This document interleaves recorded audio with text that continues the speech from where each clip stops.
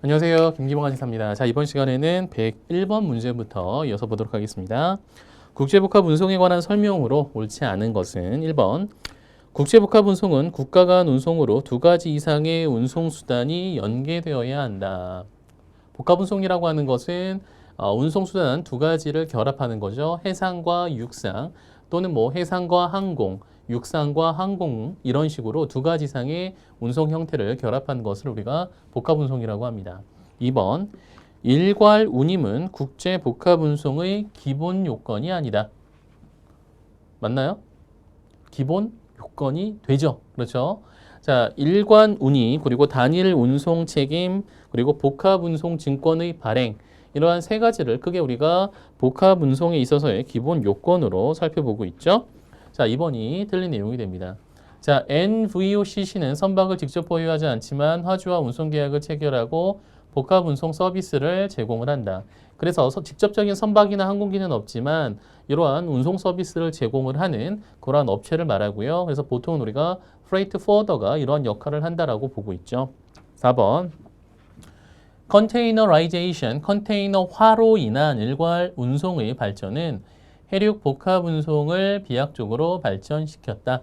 컨테이너화가 이루어짐에 따라 취급이 용이해져서 선박과 해상 운송과 그에 따른 육상 운송의 연계가 쉽게 되었다. 따라서 복합 운송이 발전하게 되었다. 이러한 내용이죠. 5번. 국제복합 운송을 통해 국가 간 운송에서도 도어 투 도어 운송을 실현할 수 있다. 그렇죠. 수출지의 공장 창고에서 컨테이너에 실어서 배에 선적을 하고 그 다음에 하역을 해서 트레일러 차량에 실어서 수입자의 공장이나 창고까지 문 앞까지 가져다 주는 그러한 복합 운송이 가능하게 된 거죠. 그렇죠? 그래서 어떻게 보면 컨테이너화 자체가 복합 운송을 활성화시켰고 컨테이너화 자체가 도어-투-도어 서비스를 실현하였다. 이렇게 보는 것도 크게 무리는 없습니다. 자, 102번 보도록 하겠습니다.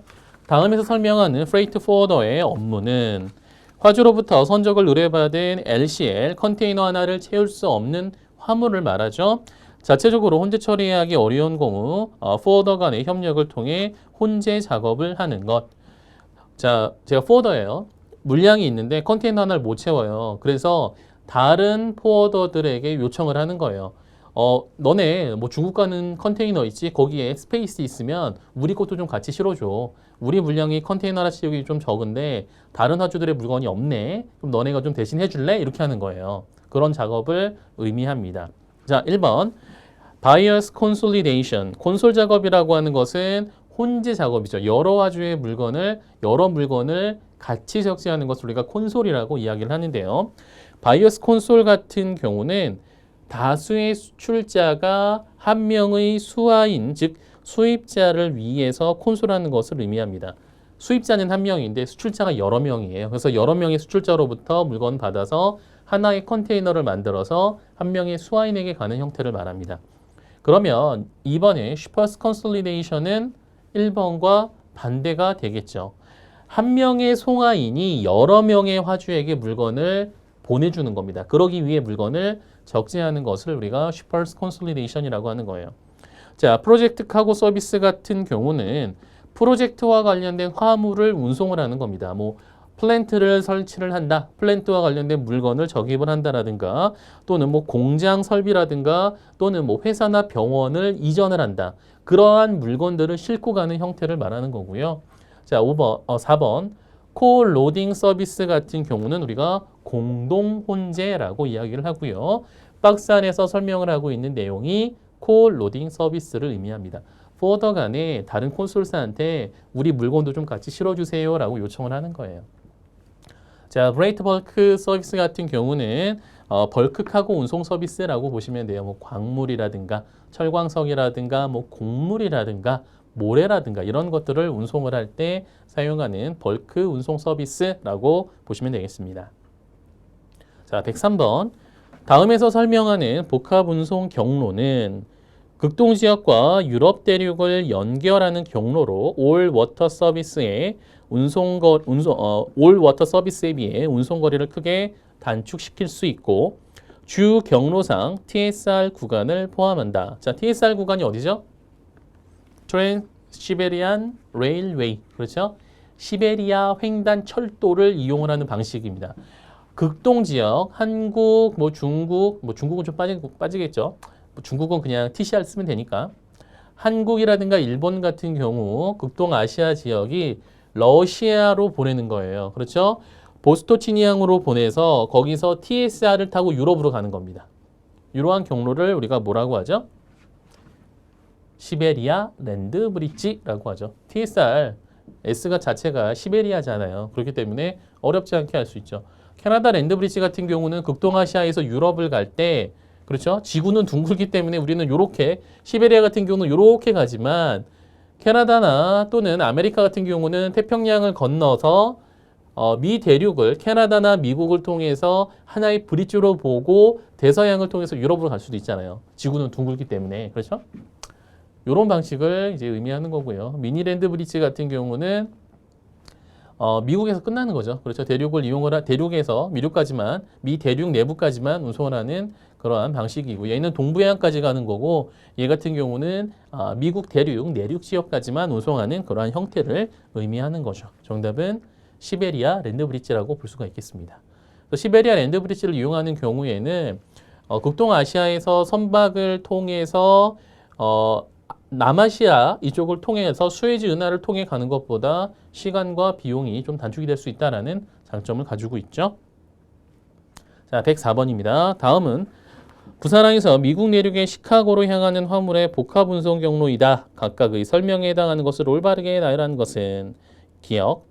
극동 지역의 항만에서 북미 서해안 항만까지 해상 운송한 후 북미 대륙의 횡단 철도를 이용하여 화물을 인도하는 경로. 자, 아시아에서 한국에서 부산에서 배를 타고 LA까지 가요. 서부로 간 다음에 거기서 철도를 통해서 시카고까지만 가는 거예요. 내륙을 통해 가는 그러한 방식을 의미합니다. 뭐 쉽게 생각하면 이런 거죠. 한국이면 아까 시베리아는 이렇게 가서 이렇게 유럽으로 가는 거잖아요. 그렇죠? 여기서 말하는 것은 부산에서 미국으로 와서 시카고까지 이렇게 가는 거예요. 이게 무슨 방식이죠? 인테리어 포인트 인터모덜 방식이죠. 우리가 IPI 방식이라고 이야기를 합니다. 자, 극동 지역의 항만에서 북미 동해안 또는 멕시코만의 항만까지 해상 운송한 후 철도 운송을 이용하여 화물을 운송하는 경로. 자, 파나마 운하를 통해서 이렇게 오는 거예요. 동부로 와서 이렇게 가는 방식입니다.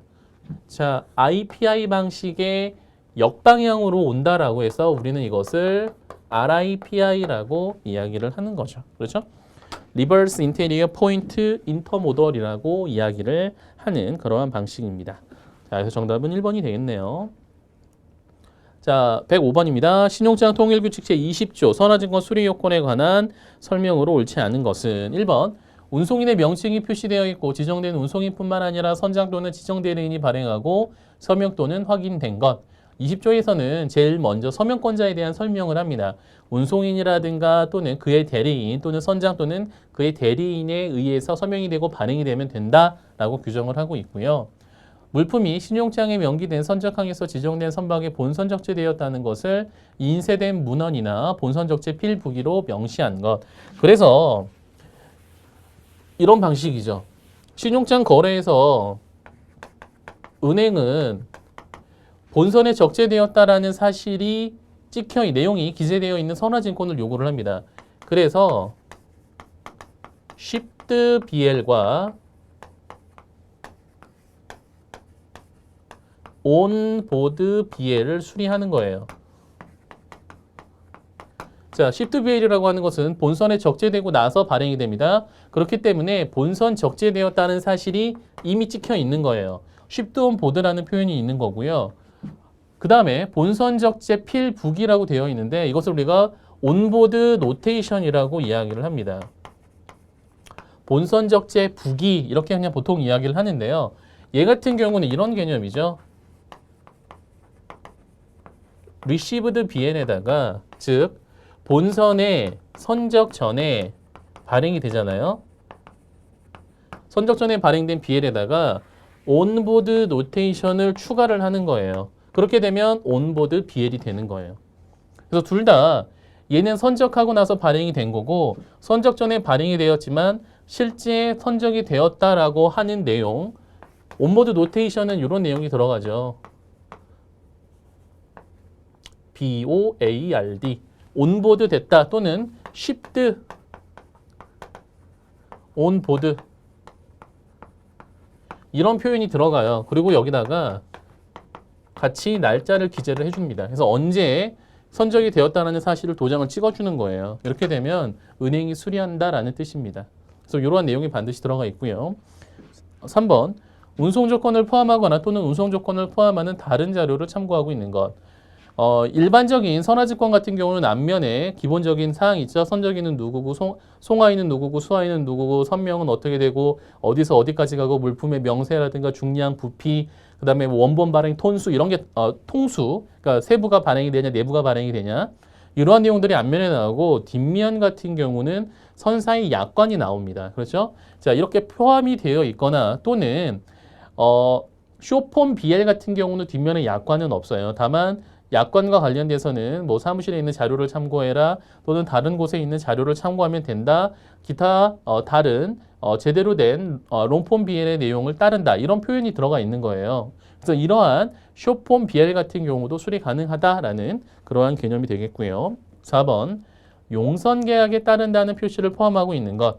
용선계약에 따른다라는 표시가 있어서는 안 됩니다. 즉, 이게 무슨 말이냐면 신용장에서 온보드 BL 또는 온보드 오션 BL 이런 식의 해상 선화 증권을 요구를 했을 때는 차터 파티 BL이 제시가 돼서는 안 된다는 뜻이고요.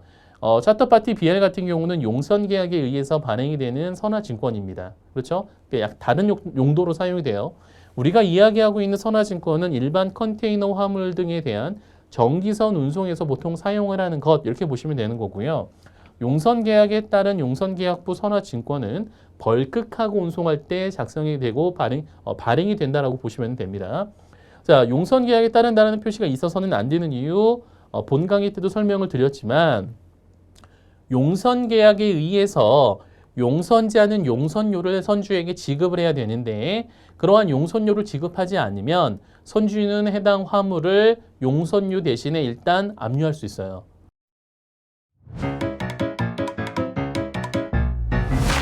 에듀윌 유료 회원만의 특별한 서비스.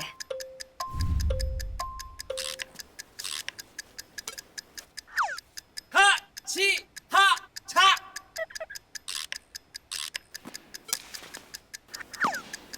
하치하차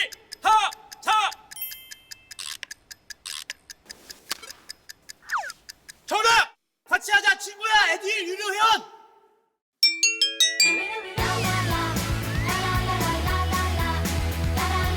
친구 소개하고 현금 받는 혜택. 오직 에듀윌 유료 회원에게만. 에듀윌.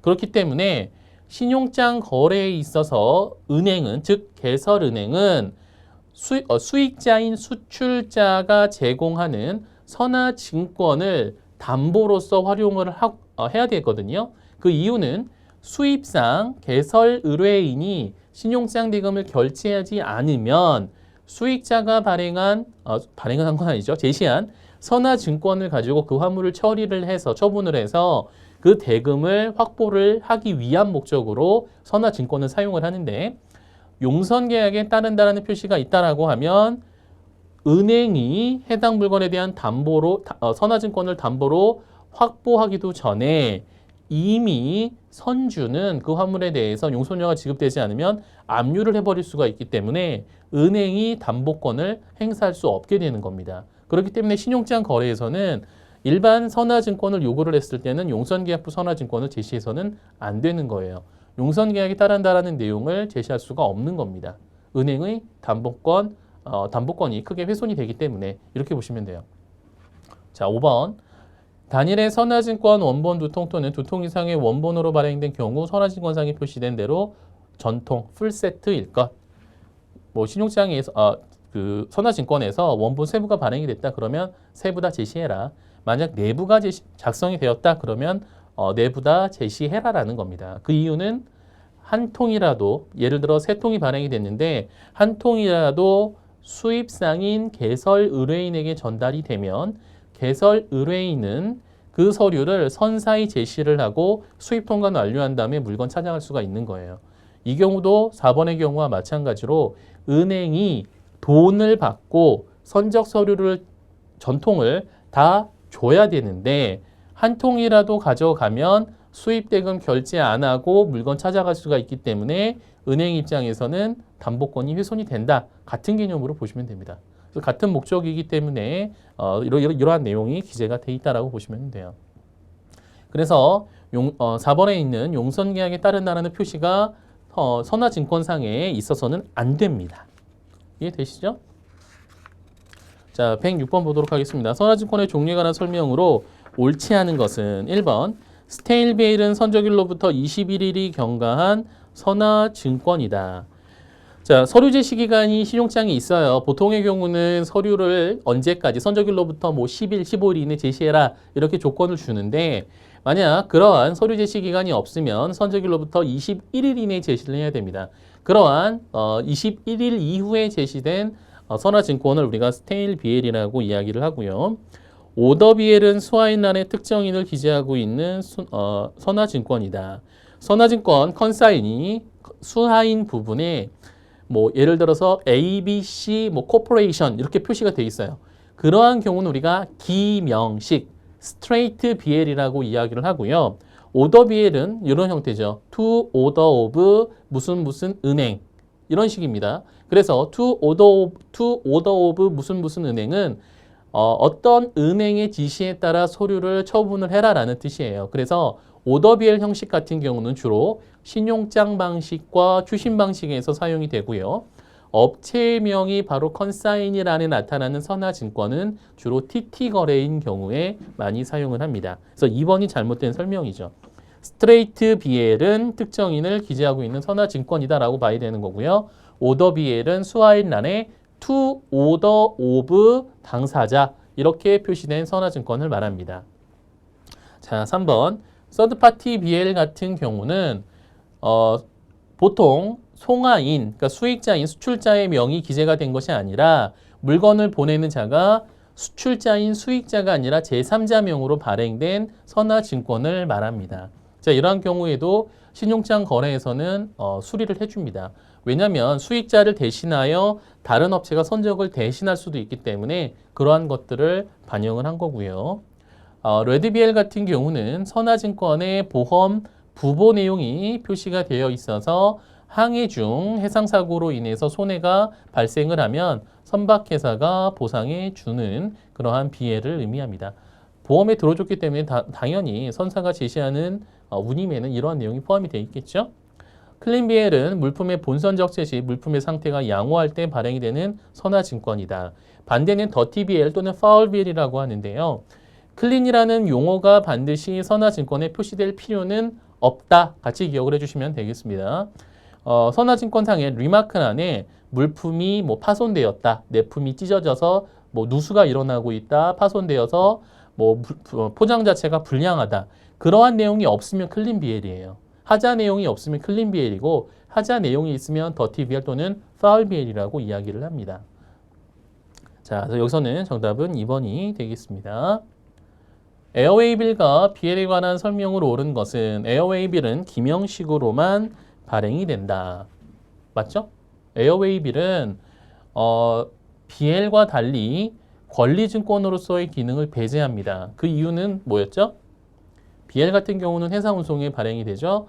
해상운송의 경우 운송기간이 길죠. 그 사이에 서류 원본을 받아서 사고 팔 수 있는 시간이 있어요. 서류 자체를 매매할 수 있는 시간적 여유가 있는데 에어웨이빌 같은 경우는 물건의 가치 붙어서 온다라고 그랬죠. 물건이 운송되는 과정 중에 에어웨이빌 원본만 먼저 받아서 판매할 수 있는 가능성이 없어요. 시간적 여유가 전혀 없는 거예요. 그러다 보니까 유통성으로 발행이 되지 않고요. 유통성을 배제를 시켰기 때문에 기명식, 스트레이트 형태로 발행이 됩니다. 그래서 컨사이니 부분에 바로 수입자의 상호가 기재가 되는 거예요. 에어웨이빌은 기명식으로 발행이 됩니다. 자, BL은 일반적으로 본선적 선적 후 발행되는 수치식으로 발행이 된다. 자, 우리 앞에서 살펴봤었잖아요. BR 같은 경우는 수치식 같은 경우는 요거잖아요. 리시브드 방식이잖아요. 원칙은 쉬프트예요. 본선 적재 후 선적 후 발행하는 것을 쉬프트 베일이라고 합니다. 그래서 원칙은 선적 후 발행이에요. 에어웨이빌은 유통성이 있는 유가증권이다. 아니죠. BL이 유통성이 있고요. 에어웨이빌은 유통성을 배제했기 때문에 기명식으로 발행이 되는 거예요. BL은 송하인이 작성하여 운송인에게 교부한다. BL은 선사가 작성하여 송하인에게 교부하는 거죠. 에어웨이빌은 BL과 달리 상환증권이다. 아닙니다. 에어웨이빌 같은 경우는 물건 찾을 때 BL 원본을 이렇게 제시할 필요가 없는 거예요. 에어웨이빌 원본을 제시할 필요는 없어요. 이미 항공사가 가져가잖아요. 원본. 항공사용, 송하인용, 수하인용이 발행이 되잖아요. 그러면 항공사용이랑 다 발행이 돼서 원본 발행의 경우에는 항공사 창고에 이미 같이 들어가 있어요. 자, 그래서 이런 개념으로 보시면 됩니다. 반대 개념으로 봐야겠죠. BL이 상환증권이고요. 에어웨이빌은 상환증권은 아니다. 이렇게 보시면 됩니다. 108번 다음에서 설명하는 물류보안 관련 용어는 첫 번째 볼까요? 국제운송 전체의 보안성과 안전성을 제고하여 테러 위협에 대항하기 위해 미국 관세청이 만든 임의 참가 형식의 프로그램이다. 자, 미국과 관련이 있는 내용이에요. 미국으로 화물을 수출하는 모든 제조업자, 화주, 선사 등에게 화물의 공급사슬 전반에 걸쳐 보안성을 확보하도록 하는 것. 뭐죠? 미국 세관이 일반 미국 기업들에게 협력을 요청을 하는 거예요. 이게 만들어진 것은 9.11 테러 때문에 그렇다는 거죠. 그렇죠? 9.11 테러 이후로 테러는 외부에서 들어온다. 그렇기 때문에 우리가 통관 단계에서부터 아예 위험도를 좀 관리를 해야겠다라고 해서 만들어진 겁니다. 뭐죠? 민간 대테러 협력 프로그램이에요. 어떤 설명이죠? 그렇죠. CTPET에 대한 설명으로 보시면 됩니다. 대테러 민간 협력 프로그램을 의미합니다. 자, 1번 CSI는 뭐죠? 드라마 아니죠? CSI라고 하는 것은 컨테이너 보안 협정을 의미합니다. 그래서 우리나라에서 미국으로 이제 선적이 되잖아요. 물건 보낼 거잖아요. 그러면 우리나라에서 미세관 직원이 미리 검사를 하는 거예요. 미국으로 출발하는 컨테이너에 대해서 뭐 전량 검사는 안 하겠지만 일부에 대해서는 좀 내부를 검사를 하는 겁니다. 그래서 위험 물질이 들어가 있나, 뭔가 테러 물질이 있나 이런 것들을 확인하는 제도를 말하고요. 자, 2번 ISF는 뭐죠? 국제해운연맹을 말하죠. 선원 문제에 관해 선주의 권익 보호와 자문을 위하여 설립된 민간 기구죠. 그래서 선원 단체인 ITF 활동에 대처하기 위한 목적으로 만들어졌습니다. 자, 4번 PIP는 뭐죠? 처음 들어보셨죠? 생소하죠? 그렇죠? 우리가 뭐 핍이라고 해서 뭐 환율 방식의 환율에서 뭐 사용하는 그런 용어도 있기는 한데 핍이라고 하는 것은 쉽게 생각하시면 캐나다의 CTPET이라고 보시면 돼요. 캐나다에서 사용하는 대테러 민간 협력 프로그램이라고 보시면 됩니다. 자, 그래서 캐나다는 PIP, 싱가포르는 STP, 뉴질랜드는 SES, 중국은 MCME, 우리나라는 AEO 제도를 활용을 하고 있죠. 그래서 결국은 이 CTPET 제도로부터 파생된 그러한 내용이다라고 보시면 됩니다. 자, 5번 24-hour rules는 미국에 수출되는 화물에 대해서 수출 화물 목록을 적재 24시간 전에 미 세관에게 신고하도록 한 제도를 의미합니다. 보안 관련돼서는 시험에서 각 시험마다 한 문제씩은 좀 반드시 출제가 되고 있기 때문에 이런 내용들도 좀 같이 기억을 해주시면 좋을 것 같습니다. 자, 109번 보겠습니다. 다음은 해상화물 운송장을 위한 CMI 통일 규칙의 일부이다. 괄호에 공통으로 들어갈 내용을 올바르게 나열하는 것은 얘도 틀리라고 된 문제죠. 그렇죠? 자, 우리가 CMI 솔직히 해상화물 운송장 같은 경우는 실용장에서도 잘 사용하지도 않는 서류이기 때문에 크게 중요성을 이렇게 보지는 않아요. 중요하다고 보지는 않는 운송 서류이기는 한데 이러한 시웨이빌에 대해서도 통일 규칙이 존재하고요. 그 내용을 좀 묻는 문제입니다. 그래서 어떻게 보면 이 문제도 약간 좀 틀려라라는 그런 취지로 내지 않았나 싶어요. 자, 첫 번째 한번 보도록 하겠습니다. The 기억 on entering into the contract of carriage does so not only on his own behalf but also as agent for and on behalf of the consignee and warrants to the Nian that he has authority so to do. 이 내용은요. CMI 규칙 제3조 대리권에서 나오는 내용입니다. 자, 기역 부분은 기역의 주체는 자기를 위해서뿐만 아니라 수하인의 대리인으로서 또는 그를 대신하여 운송계약을 체결하는 것이며 또 송하인은 그렇게 체결한 권한이 있음을 운송인에게 담보하는 것이다. 답을 말씀을 드렸죠. 자, 기역 부분에는 송하인이 들어가야 되는 요 내용이 되겠고요. 니은 부분에는 운송인이 들어가는 겁니다. 자, 다시 한번요. 자, 송하인은 본인뿐만 아니라 수하인의 대리인으로서 또는 그를 대신하여 운송계약을 체결한다. 송하인이 운송계약을 체결한다. 자, 그 다음에 요 부분이죠. and 부분이죠. and warrants to the 니은. 송하인은 니은의 당사자에게 그가 그렇게 할 권한이 있음을 보장한다, 담보한다라는 거죠. 그럼 누구한테 하는 거죠? 운송인에게 그러한 내용을 담보한다라는 겁니다. 그래서 기역은 쉬퍼, 니은은 캐리어가 되겠습니다. 자, 두 번째 내용 한번 볼게요. 자, 두 번째는 제5조 화물의 명세 부분에서 설명을 합니다. 더 기역, 그냥 읽을게요. 더 쉬퍼 warrants the occurrence of the particulars furnished by him relating to the goods and shall indemnify the carrier against any loss, damage, or expense resulting from any inoccurrence. 송하인은 자기가 제공한 화물의 명세의 정확성을 담보하며 그 부정확성, inoccurrence, 부정확성으로 인해 발생한 일체의 멸실, 손상 또는 비용을 운송인에게 배상하여야 한다라는 내용입니다. 그래서 여기서 기억은 쉬퍼, 니은은 캐리어 이렇게 보시면 되겠습니다. 에듀윌 유료회원으로 가입을 했더니 친구 추천 이벤트가 있더라고요. 그래서 주변에 아는 사람들한테 추천을 다 해줬어요. 근데 친구들이 결제할 때마다 10만 원씩 받았거든요. 그래서 한 지금까지 받은 게 200만 원 가까이 되는 것 같아요.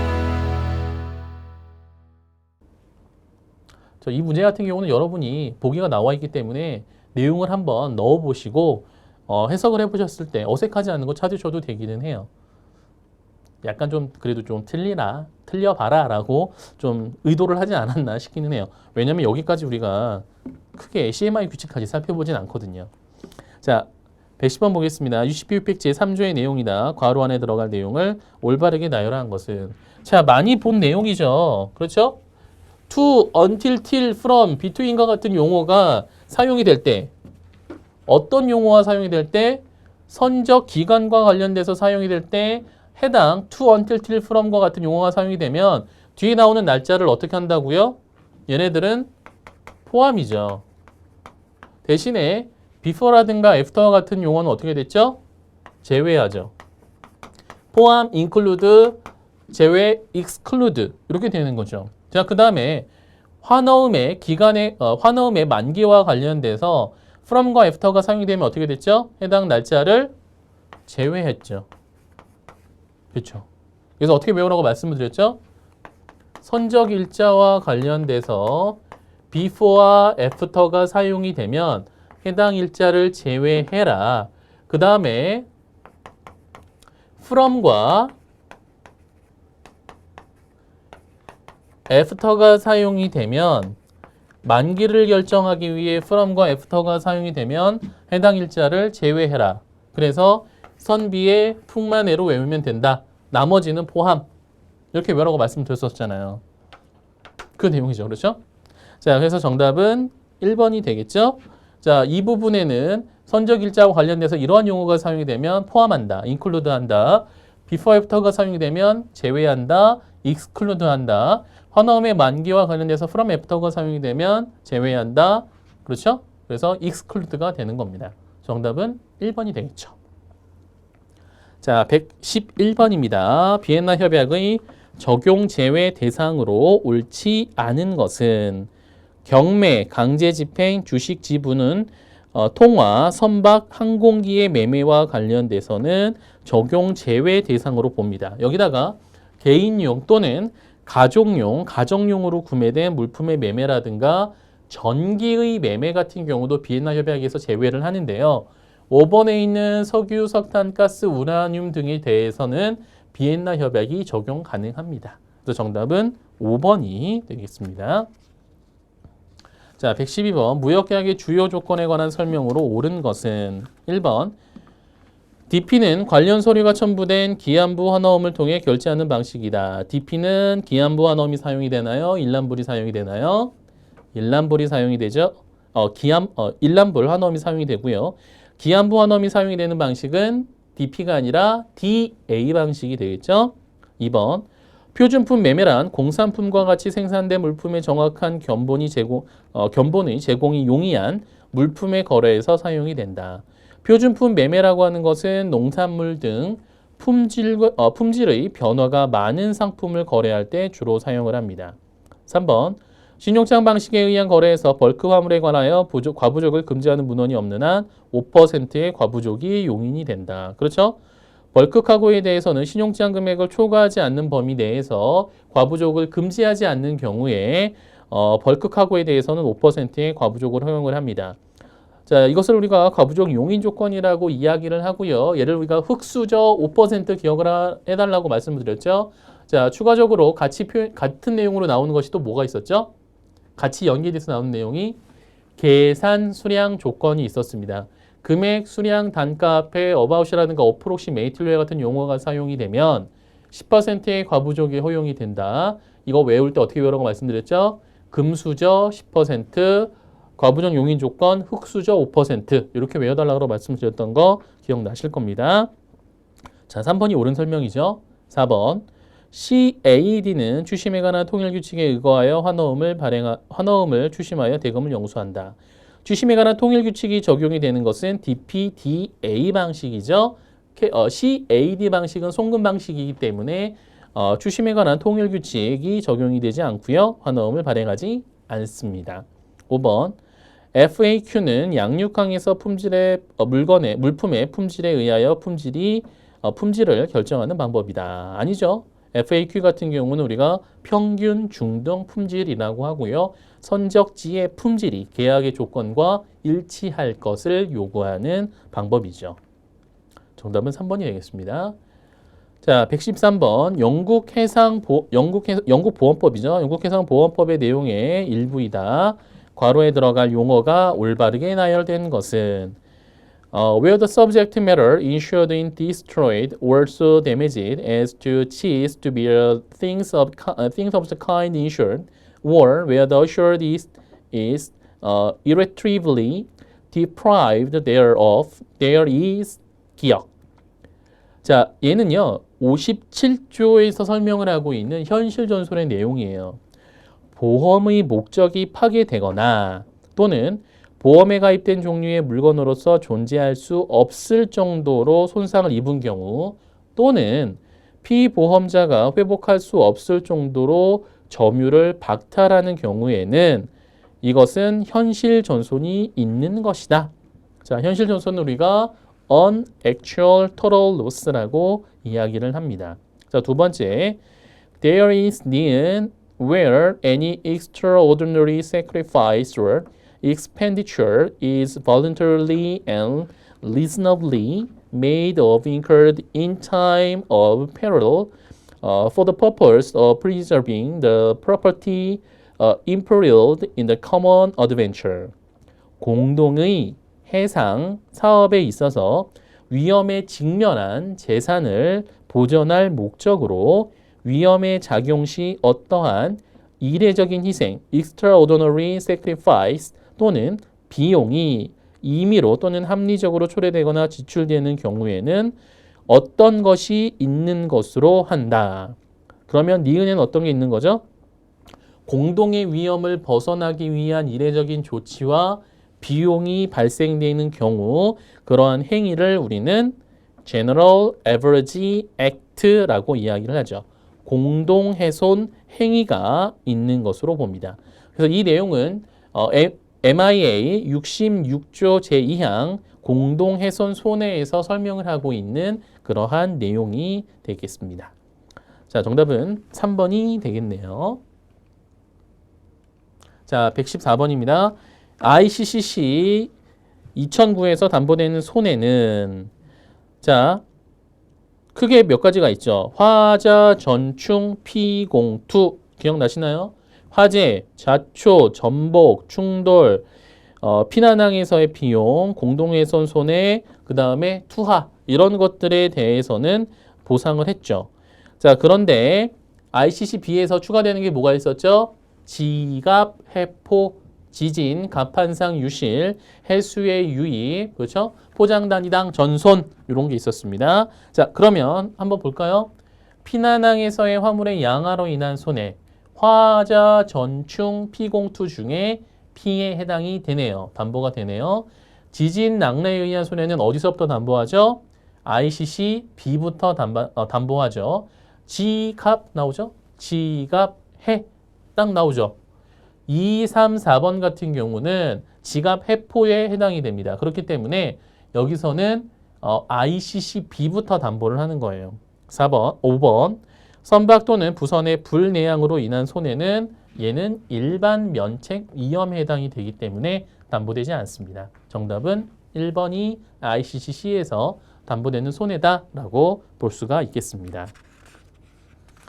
자, 115번 다음은 인코텀스 2020의 소개문의 일부이다. 괄호에 들어갈 용어가 올바르게 나열된 것은 뭔가 되게 어려워 보이는데요. 생각보다 안 어려워요. 내용을 보세요. 일단 DDP 내용이 나와요. 아, D그룹 얘기가 나오고 있구나. 그럼 여러분이 뭔가 유추할 수 있을 것 같아요. 그렇죠?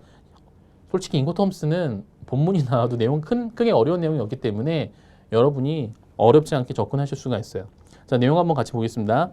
Likewise, with DDP, the seller owed some obligation to the buyer, which can only be performed within the buyer's country. For example, obtaining import clearance. 마찬가지로 DDP 경우 매도인은 매수인의 국가에서만 이행될 수 있는 의무들, 예를 들어 수입 통관을 할 의무를 부담을 한다. It may be fiscally or legally difficult for the seller to carry out those obligations within the buyer's country, and a seller would therefore be better advised to consider selling goods in such circumstances under the 기역 or 니은 rules. 자, 매도인이 그러한 의무들을 매수인의 국가에서 이행하기는 물리적으로나 법적으로 어려울 수 있고, 따라서 매도인은 그러한 경우 기역이나 니은 규칙으로 물품을 매매하는 것을 고려하는 것이 좋다. 결국 무슨 내용이죠? DDP는 매도인이 수입국에서 수입 통관까지 해야 되는데 물리적으로나 법적으로나 그러한 수입 통관을 직접적으로 이행할 수 없다면 DDP 쓰지 말고 다른 조건 써라라는 겁니다. 자, 그러면 D그룹에 속하고 DDP를 제외하고 수입 통관을 하지 않고 수입 국가에 지정된 장소까지 물품을 인도하는 조건 두 가지는 뭐죠? 어떤 조건이 있죠? DAP하고 DPU가 있죠. 그렇죠? 수입 통관을 못할 것 같으면 DAP나 DPU를 쓰는 게 더 합리적이다라는 내용입니다. 정답은 4번이 되는 거죠. 그렇죠?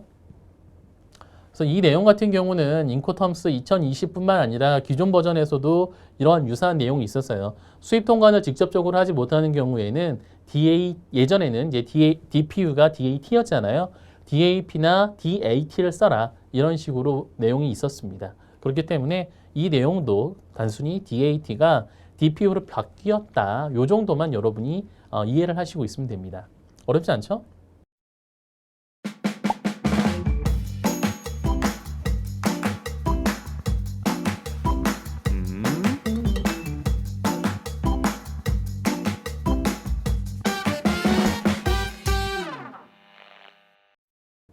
자, 116번입니다. 인코텀스 2020의 CIF 규칙에 관한 설명으로 옳지 않은 것은 1번 물품의 멸실 및 손상의 위험은 물품이 선박에 적재된 때 이전이 된다. 어디서 이전이 되는 거죠?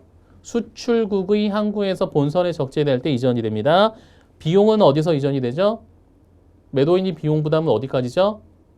수입 항구까지 해상 운임과 보험료를 매도인이 부담을 합니다.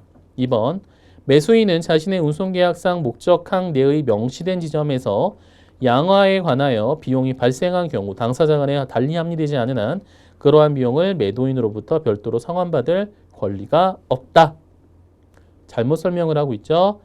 매도인은 운송계약상 목적항 내에 명시된 지점에서 양화와 관련하여 비용이 발생한 경우 당사자 간에 달리 합리되지 않은 한 그러한 비용을 매수인으로부터 별도로 상환받을 권리가 없다.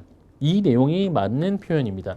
매도인은 수입항까지 갔을 때 비용이 발생을 했어요. 근데 계약에서 그 내용을 매도인이 그 내용을 원래는 기본적으로 양화를 해줄 의무는 없는데 그러한 비용이 발생을 했어요. 그런데 그 비용에 대해서 그냥 매도인이 부담을 했다면 계약상에 그러한 비용은 매수인이 부담한다. 그 내용이 없으면 별도로 매수인한테 청구할 수 없다라는 겁니다. 그래서 계약상에 CIF 규칙인데 양화를 매도인이 하도록 되어 있다면 매도인은 그 양화 비용까지 청구를 할 수 있다라는 내용을 계약에 넣어야 된다라는 뜻이에요.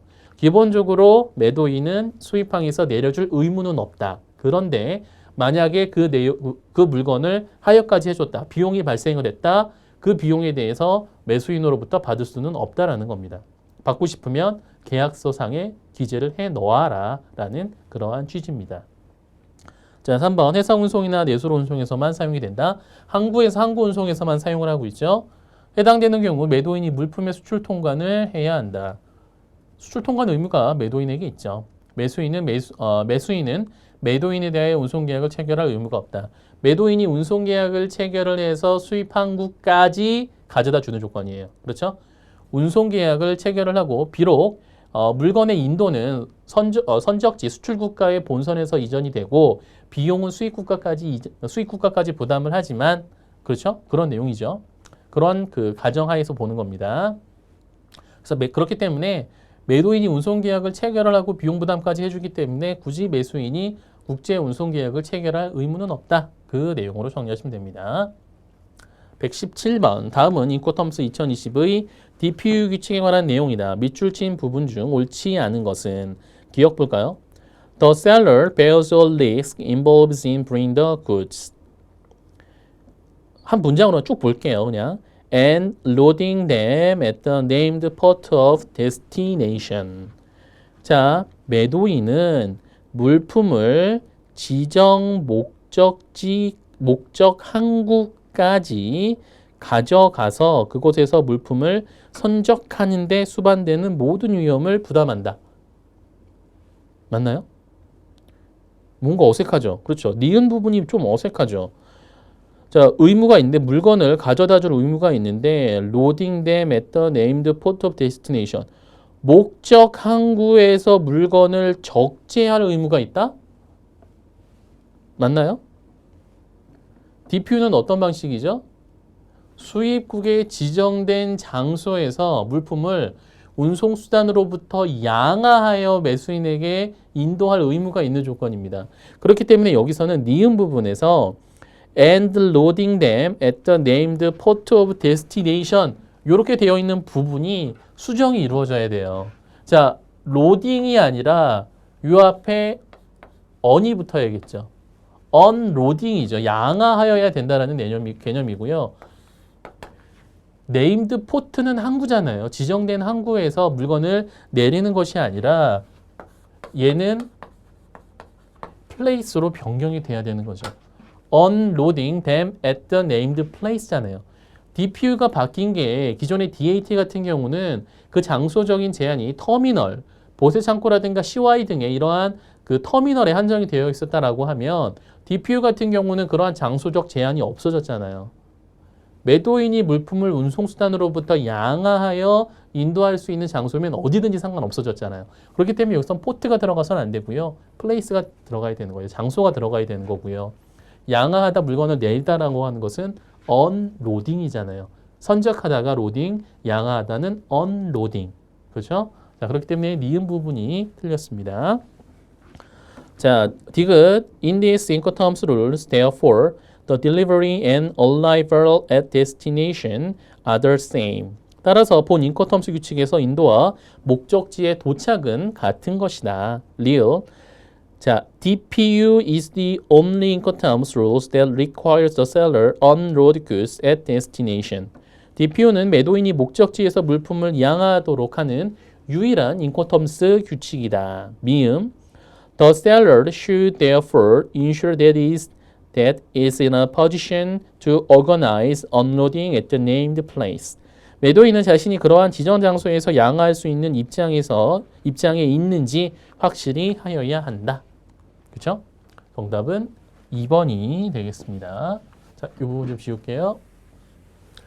자, 118번입니다. 무역 분쟁 해결에 사용이 되는 ADR로 옳은 것은 자, Alternative Dispute Resolution은 뭐라고 하죠, 우리가? 다른 말로 대체적 분쟁, 대안적 분쟁 해결 방안 또는 소송의 분쟁 해결 방안 이렇게 우리가 이야기를 합니다. 그렇죠? 소송으로 가지 않고 분쟁으로 해결하는 방식이에요. 그러면 여기선 소송을 빼면 되겠죠. 소송. 정답은 4번이 되겠네요. 소송을 이용을 하지 않고 분쟁을 해결할 수 있는 방법 이러한 내용을 묻는 문제입니다. 자, 그렇기 때문에 1번, 2번, 3번, 5번은 다 소송이 들어가 있죠. 정답은 4번이 되는 거예요. 알선, 조정, 중재 등을 통해 분쟁을 해결하는 방식입니다. 법원의 재판이나 행정심판 등에 의하지 아니하고 당사자 간의 동의나 또는 합의에 기반하여 분쟁을 해결하는 것을 우리가 ADR이라고 이야기를 합니다. 쉽죠? 그렇죠? 119번입니다. 수출입 통관과 관련하여 관세법상 내국물품이 아닌 것은 자, 1번 우리나라에 있는 물품으로서 외국물품이 아닌 것. 이게 뭐냐면 국내에서 이제 생산된 물건은 아니어도 수입 통관이 완료가 된 물건은 외국 물품에서 내국 물품으로 바뀌게 됩니다. 그 성질이 바뀌게 돼요. 그래서 우리나라에 있는 물건으로 외국 물품이 아닌 것, 수입 통관이 완료된 물건도 이제 내국 물품으로 봐요. 뭐 메이드 인 코리아가 아니라 외국 물품이었다가 수입 통관이 완료가 됐기 때문에 국내에 있는 물건, 내국 물건이 된다는 그러한 개념입니다. 그래서 1번은 맞는 표현이고요. 우리나라 선박이 공해에서 채집하거나 포획한 수산물은 우리나라 산으로 봐요. 그렇기 때문에 내국 물품으로 보는 거고요. 입항 전 수입 신고가 수리된 물품.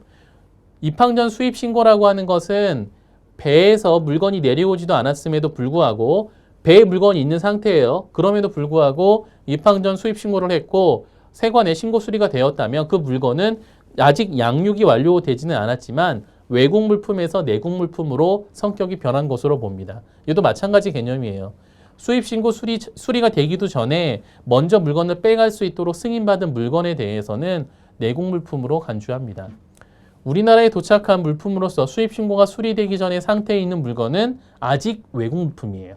수입 신고가 수리가 되면 내국 물품으로 성격이 바뀌는 거고요. 자, 여기서는 수입 신고가 아직 수리가 되지 않았기 때문에 아직은 외국 물품이 되는 겁니다.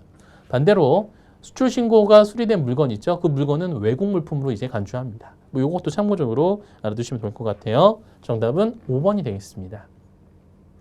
자, 인코텀스 2020에 관한 설명으로 옳지 않은 것은 1번 인코텀스는 이미 존재하는 매매 계약에 편입된 때 매매 계약의 일부가 된다.